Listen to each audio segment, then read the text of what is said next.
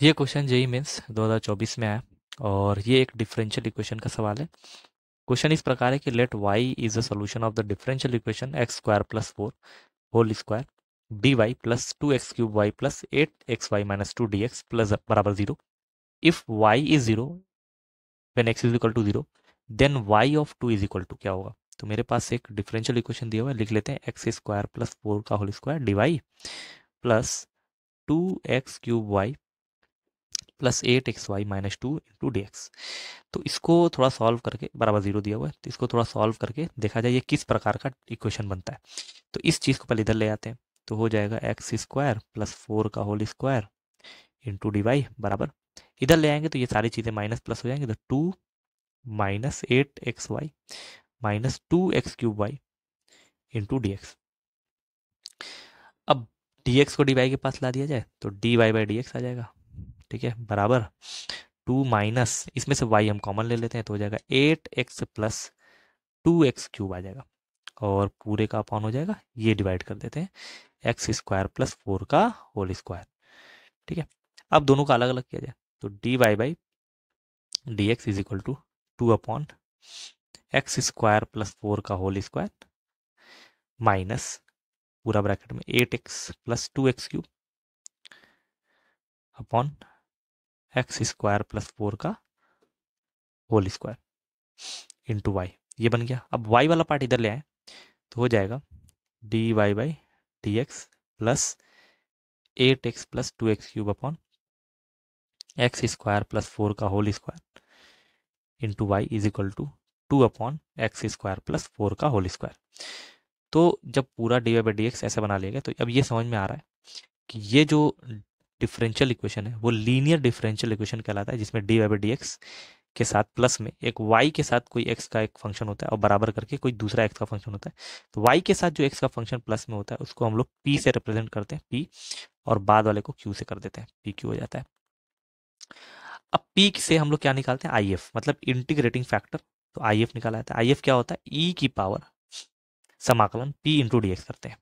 तो क्या करना पड़ेगा, e की पावर समाकलन करना पड़ेगा किसका, 8x plus 2x cube upon x square plus 4 का whole square into d x, इसका हमको समाकलन करना है।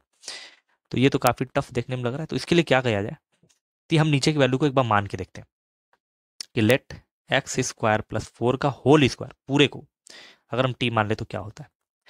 तो अवकलन करेंगे तो सबसे पहले पावर का होगा, तो 2x स्क्वायर प्लस 4, फिर अंदर का होगा x square plus 4, x square का होता है 2x, अब 4 का 0 हो जाएगा इंटू डी एक्स बराबर डी टी। मल्टीप्लाई आगे कर लेते हैं, या इसको अंदर मल्टीप्लाई कर 2 टाइम्स, इसको मल्टीप्लाई करेंगे 2x क्यूब, फिर इसको मल्टीप्लाई करेंगे plus 8x into d x बराबर डी टी। अब देखा जाए तो 2x क्यूब प्लस 8x, जो कि हमको पता है, इंटू डी एक्स, ये वाली वैल्यू डी टी बाई 2 हो जाएगी। तो 2x cube plus 8x into d x, जो हमको प्राप्त करना था ऊपर यही वाली वैल्यू दी है, इसकी वैल्यू हो जाएगी डी टी बाई 2 के बराबर।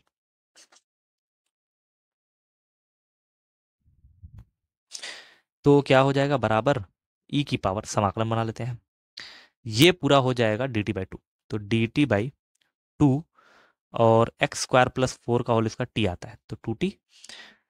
तो आंसर क्या आ जाएगा, ई की पावर 1/2 बाहर निकाल लेंगे, 1/t का होता है ln t। अगर हम इस 1/2 को पावर लेके चले जाएं तो ये t की पावर 1/2 हो जाएगा, जो कि e की पावर ln रूट टी बना देगा उसको। तो e की पावर ln खत्म हो जाता है, तो if कितना हो गया, हमारा if हो गया सिर्फ और सिर्फ रूट टी।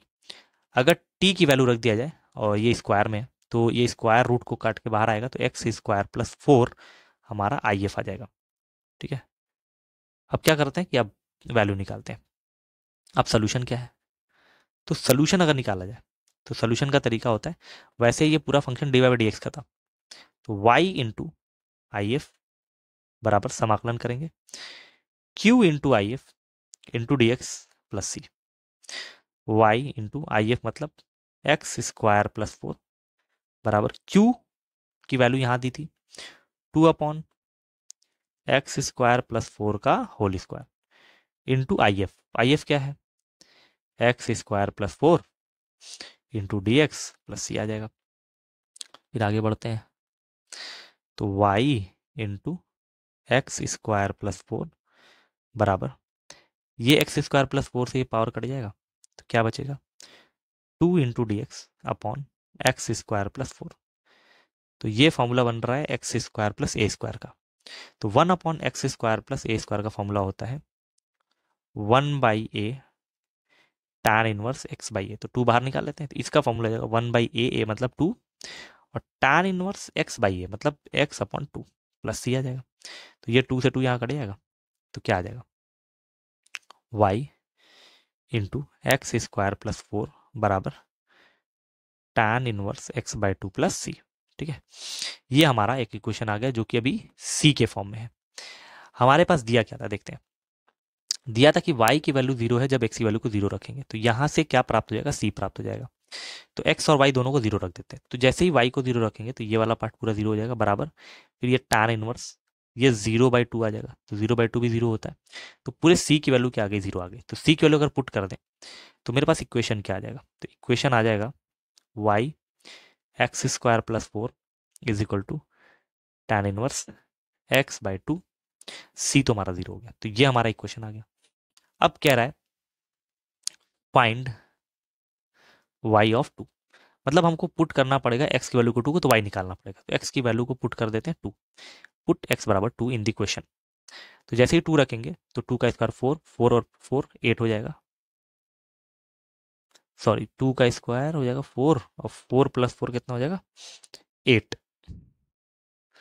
तो y इंटू 8 बराबर tan इनवर्स 2 रखने पे 2 1 हो जाएगा, π/4 हो जाएगा। तो y इंटू 8 बराबर ये हो जाएगा π/4। π/4 में 8 से डिवाइड कर देते हैं, तो y की वैल्यू क्या आ जाएगी π/8 4 32। तो ये हो जाएगा y/32। तो y की वैल्यू आ गई जब हमने x की वैल्यू को क्या रखा, 2 रखा। तो ये हमारा आंसर हो गया। तो डिफरेंशियल इक्वेशन को पहले हम लोग सही किए थे, तो सही करने पे पता चला कि ये एक लीनियर डिफरेंशियल इक्वेशन है। तो यहाँ पे क्या पता चला, लीनियर डिफरेंशियल इक्वेशन बन गया था, क्योंकि dy/dx प्लस py बराबर क्यू टाइप की जो इक्वेशन होती है उसको लीनियर डिफरेंशियल इक्वेशन कहते हैं। तो सबसे पहले हम लोग को क्या ज्ञात करना होता है, e की पावर dx। ठीक है, e की पावर p dx। तो if ज्ञात किया गया, और फिर if ज्ञात करने के बाद सोल्यूशन क्या होता है, y into I F is equal to समाकलन q into I F into d x plus c. तो सॉल्व करने के बाद हमारा एक c के टर्म में एक जनरल इक्वेशन आ गया था, कर्व आ गया था। तो फिर c को निकालने के लिए हमको वैल्यू दी गई थी कि y की वैल्यू 0 रखेंगे तो x की वैल्यू भी 0 रखा जाएगा, तो उससे c 0 आ गया। तो हमारा एक इक्वेशन बन गया जो कि ये एक इक्वेशन था, ये फाइनल इक्वेशन आ गया था। फिर इसमें हमको x की वैल्यू को 2 रख के y निकालना था, तो हमारी फाइनल आंसर आ गया π/32, जो कि ऑप्शन चेक करते हैं, ए 2π, बी π/8, सी π/16।